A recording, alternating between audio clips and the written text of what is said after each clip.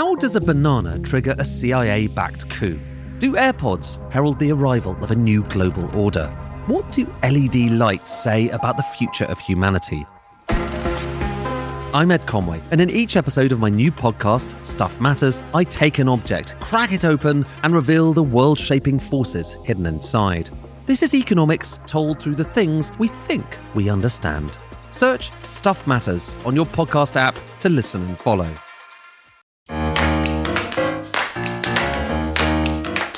Hello, good morning and welcome. It's Thursday, July the 16th, Keir Starmer's last full day as Labour leader, the 19th holder of that office since Keir Hardie. Tomorrow, Andy Burnham takes over as the 20th.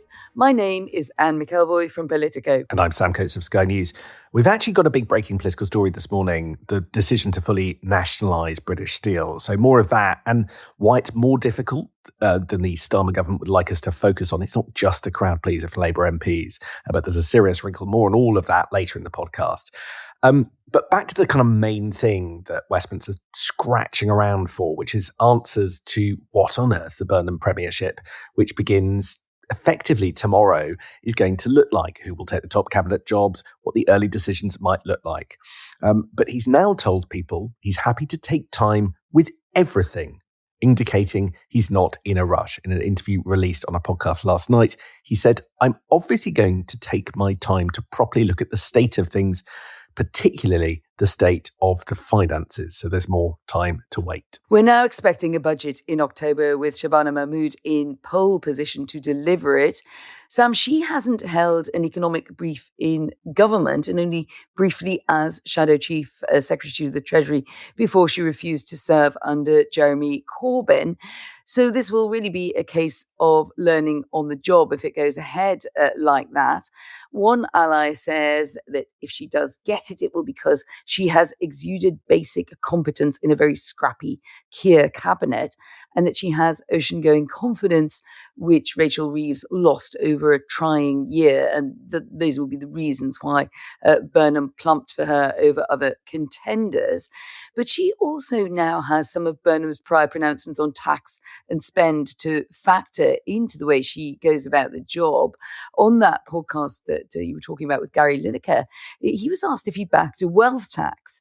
And the reply was really interesting. I'm not going to rule things out right now. I do believe we need a greater sense of fairness and people feeling that things are being done in the right way and in a fair way, he said. But I don't want to be perceived as someone who's coming in with grudges and agendas to demonize one group or create a new way of dividing people. Whew. Well, when you've said all that, what have you really said? Quite. As Andy Burnham was addressing the new Commons Dispatch Box, which is a pop-up Gary Lineker podcast. What exactly did it mean on a wealth tax? I'm very struck that the Times front page has those comments as Burnham keeps wealth tax in play. Right. OK, that seems fairly clear. But the Guardian headline about the same comments is signal a wealth tax is off the agenda for now. So they couldn't decide a common interpretation of the comments by Andy Burnham. Andy Burnham has long suggested that the area he thinks is comprehensively broken is council tax, land tax, and all of that kind of thing, in part because land valuations in the southeast are so much higher than they are in the rest of the country. And whether he decides that wealth is best taxed through land or through property or something else, CGT and all the rest of it, is one of his big early decisions. But he's got to do something because there's an overwhelming desire. And again, you saw this in the podcast to do something on the cost of living. And the fact that Shabana Mahmood self-identifies as a fiscal hawk is one of the very first things she ever said to me. I am a fiscal hawk. She absolutely makes that plain to anyone who talks to her. I think it's reasonable to assume that taxes are going to have to be raised elsewhere to pay for cost of living measures. That's so interesting that Shabana had nailed her colours to the mast so firmly on that description as a fiscal hawk a while back. One complexity I can see coming on is that there is a new phalanx of advisors around Burnham who were appointed or at least approached before the Shabana Mahmood decision was made. And the people like Jim O'Neill we've talked about on the podcast and Andy Haldane, formerly of the Bank of England, both arguing that there's scope for a bit more borrowing and a bit more flexibility about how you apply the fiscal rules. And then you have the incoming new chancellor very lightly saying that she's a massive hawk. So you could see that could end up being a conversation that needs to be resolved one way or the other if it's not going to get quite confusing. What I am hearing from close to Andy Burnham is that he loves this phrase, growth in every postcode, and he's going to riff on that. We're going to hear that until we just cannot bear the sound of it anymore.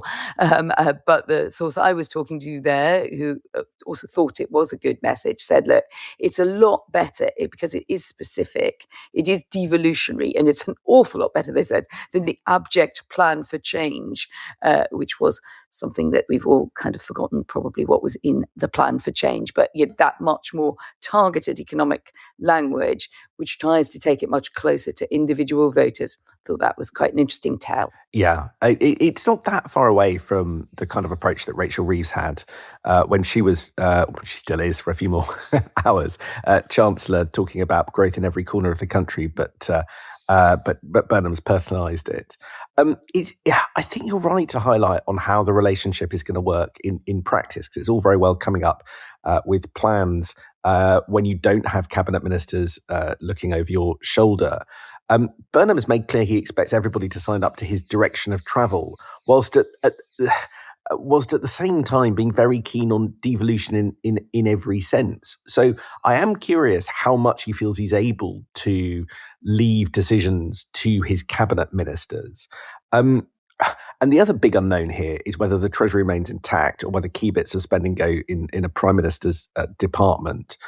So Shabana Mahmood starts by inheriting a weakened Treasury trying to establish its role, while the number 10 empire controls the purse strings for individual departments, as Lou Haig suggested in the pamphlet she wrote in the spring. It's unclear whether the last 2 weeks have been the process of Andy Burnham sort of marching himself up a hill of breaking everything up and going for something radical, and then coming back down again and ending up in the same place that we are at the moment, however. So again, we're still in the known unknowns part of this discussion. Another area that Andy Burnham talked about for the first time is his approach to Donald Trump. Sam, we both noted the chutzpah of Andy saying he's got a big enough personality himself to take on Donald Trump. I'll meet him where he's at. I thought that's very Burnham speak, isn't it? And he goes on, I like to think I've got some personality myself. I'll just, deal with him very upfront in the same way he likes people to deal with him. Personality goes a long way, as I think they say in Pulp Fiction. Anyway, this very easygoing approach of the new Prime Minister could well be tested depending on which of the personality traits of Donald Trump he encounters when they finally get together. But I think there's some sort of method there in all that burble, which is that he's not leaning into a very critical narrative of Donald Trump, which some people have been expecting. He's kind of suggesting they can just rub along. And Keir Starmer may or may not give him some tips, because the outgoing PM is back abroad again today, this time returning to Ukraine. I've got some personality myself. I'll just deal with you as I can. It's a good tip for co-hosting a podcast, I have to say. Clearly, after the events of last night, which we won't mention in this podcast for obvious reasons, there isn't going to be a late dash for Keir Starmer to the United States on Sunday to watch the game. But nevertheless, as you say, one last visit to see Zelenskyy, one last foreign trip. He told the Commons yesterday, that Starmer did, that Britain's cross-party support for Zelenskyy is unwavering, the implication being that it won't change under Burnham either. It's amusing, isn't it, that when we used to joke about Boris Johnson's calls to Zelenskyy at difficult times, they were a sign that he was in trouble domestically. That's more or less where we ended up a few prime ministers on, with Keir Starmer as well. And President Zelenskyy is his go-to figure at difficult moments. Yes, it's come to something when the war-torn president in Ukraine is cheering up British prime ministers under the stresses and strains. By the way, I just love the events of last night, your mention, which reminded me of the Soviet era. Mistakes were made in the 70s, Comrade Tuchel. And that's about all we're going to say on that. But the other football lover, Keir Starmer, pitched up, as we've just been talking about, to see Zelenskyy again after the Paris farewell. Just one commonality, Zelenskyy has just sacked his defense minister, very controversially, Mikhailo Fedorov, in a feud with the head of the armed forces. So at least he and Starmer can compare notes about their problems with defense secretaries. And that reminds me that there is a lot of buzz about the quiet man, John Healey, returning to a frontline role. He's one of the best of that cabinet. That old cabinet texts a serious critic of the Starmer era, predicting that Healey will have some role or some big role. My colleague Andrew MacDonald on Playbook is asking whether Starmer and Zelenskyy will have a relationship that endures, as you were asking, in the Boris Johnson way. And Andrew points out we know vanishingly little about what Starmer wants to do when he walks out of the door for the last time in Downing Street. And I do reckon Ukraine could be big and durable enough to keep his attention, keep him a bit on the international stage, which he clearly loves or has grown to love, and isn't too much of a clash, crucially, with Burnham world, whereas things like reconnecting with Europe, let alone dealing with how you're going to deal with Donald Trump, just clearly put you too much in the mix with your successor. Yeah, I was struck that there was some commentary from Keir Starmer's biographer yesterday that Keir Starmer might not even make it as an MP to the next election. He previously said he would stay in Parliament all that way, but Tom Baldwin suggested that might not be the case. How you deal with more generally the kind of Team Starmer and people who even now are loyal to Starmer is a more critical question, I think, for people working with Andy Burnham than they realise. I gently put it like this. One of the big things that undermined Keir Starmer really from the get-go was that there was a phalanx of people that he got rid of, even basically by the time he'd ended up entering Downing Street and in the first year, who were kicked out of jobs and ending up working in public affairs and corporate affairs all around the place, all pretty grumpy and all amplifying every single bit of negative gossip that they heard from inside the machine. So the question is, does the treatment of Team Burnham for the people that they're replacing create a new phalanx of people who are sitting in lobbying and public affairs jobs all across SW1 and the city who do exactly the same back to them? And I wonder, Anne, whether actually that isn't already starting, as I'm hearing sort of as people try to unpick what's going on in that tight-knit group, there are people talking up the feuds and the difficulties and the personality politics that they hear from people who used to be inside who are now on the outside watching with a wry smile what's happening. So be careful how you treat people on the way out, because those people tend to have quite a lot of friends, both on the inside and, I have to say, in the media. 100%. And you can see it around the parties, this being peak season of the summer parties in these weeks, is people who've been important, they've been in advisory roles, etc., who sort of know they're on the way out. But I think you're right. They're waiting to see how it happens. And is there any way that Andy Burnham can take some of the edge off that, or his administration, James Pennell and co as his chief of staff will play a big role there. Look, you're never going to please everyone. And if you're making changes, you came in to make changes because the last thing wasn't working. You're not going to keep all of those people. But I think there's something about how people are thanked. Some people said in the Starmer era, they often just were never thanked. They just go, out you go and on your way. No one ever spoke to you again. So little things like that, I think, will matter. I think tone will matter a lot. And we saw a bit of that yesterday, actually, in a nice exchange in the Commons when Kemi Badenoch set, I think, a rather good tone and grace note when she gave praise for Keir Starmer for some things that made clear that she'd understood how difficult his job had been, also the personal threats that he'd endured.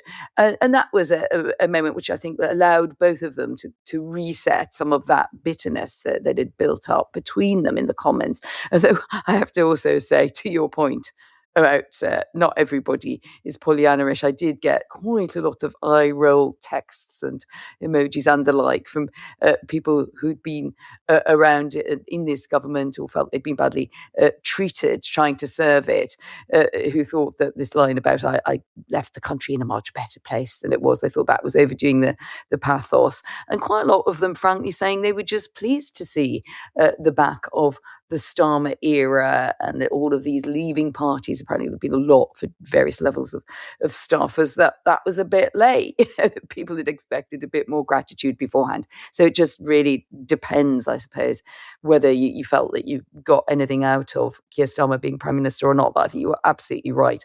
How you handle what you're going to have to do and the leavings is very important. Okay, there's a big breaking news story now, one of the last massive announcements of the Starmer government, and that's that his government has concluded that it's going to nationalise British steel. It's passed the legislation, it's passed the public interest test. Now, it's Keir Starmer and Peter Kyle, the business secretary, is going to take full control. If you remember, the British government took control of the Scunthorpe steel plant last year in order to stop the steelworks, they say, going out of business. But it remained owned by the Chinese firm Jingye. The question is, with the British government controlling it, but Jingye owning it, what would happen next? We did always expect nationalisation to come at some point. So that kind of thing does get Labour MPs cheering. I think it's what they want. There's a case for a domestic steel industry, and this will help keep it going. But funnily enough, Anne, what all of this amounts to is that Keir Starmer has just done, on the way out, the easy bit, the popular bit, and kicked the question that's the difficult bit down the road for his successor to deal with. And that is because, quite clearly, there's a question of how you compensate a Chinese firm that does not want this asset to be stripped from its control. So what's going to happen, and this is where you have to go into the weeds of the press release right at the end to discover, is that the government now will set up a supposedly independent valuer in the autumn to assess whether any compensation is payable. So they're going to have to, Team Burnham will start their relations with the Chinese, even though it's a private company, there's a lot of state interest in this, I think, from the Chinese government, by creating the British government creating a body that's going to assess how much compensation the British government will have to pay out. You can see the Chinese being slightly unhappy with that. Jingye, he's on a bit of a war footing over that. It issued a statement on Monday saying it would seek prompt, adequate and effective compensation over its investment in British steel, and complained about the government's extreme escalating measures from forced takeover to full expropriation, which fully underscore the profound value of British steel. So yes, cheering, yes, Labour pleasing, but there's an enormously complicated back end which affect not just a private company, but because Jingye has such close relationships with the Chinese state, with the entire kind of Anglo-Sino relationship altogether. There's no such thing really as a private company at that scale, is there, in China? If Jingye are up for that fight, that means that also there is cover from Beijing, from the government on that. And as you say, that it is the problem, isn't it? It's a problem with nationalizations and a drumbeat of public ownership arguments building up very solidly as we go into the Burnham era. The people tend to cheer those on the Labour benches. They forget that you do get a bill for these things. Steel, I think you can say, is particularly in these times can be seen because of its significance. Also, its significance in defence is a national asset, and it's fair enough to say you're prepared to pay something to get it back. Turned out we'd made hasty mistakes or allowed investments which didn't now seem particularly strategically sensible. But there is a bill that does land, and it can end up in complicated legal action. It looks like this could indeed go that way. The other angle I would point out there is on China. There's a lot of work going on behind the scenes to figure out what the next diplomatic steps on visits might look like. and at what level. And this is exactly the kind of thing that comes in the middle of that really throws a spanner in the works. If you've got some sort of dispute on compensation with a major Chinese company, it's much harder then to try to get that going. And I know there's just got a lot of new faces in the embassy in Beijing, etc., who have been trying to push that over the line. There'll be a lot of heads and hands in our embassy in Beijing on that one, and whether it's picked up by, for instance, Foreign Secretary Ed Miliband in a way that smooths things over, who knows? But the one thing we do know is that 20 minutes is up. We're heading into a massive couple of weeks, and we're going to, of course, be with you all the way Monday to Thursday next week and the week after, and looking at those opening 2 weeks of the Burnham premiership. I can't wait to see what's finally decided. See you next week. Do you have to be called Miliband to have any hope of being Foreign Secretary? just leaving that out there.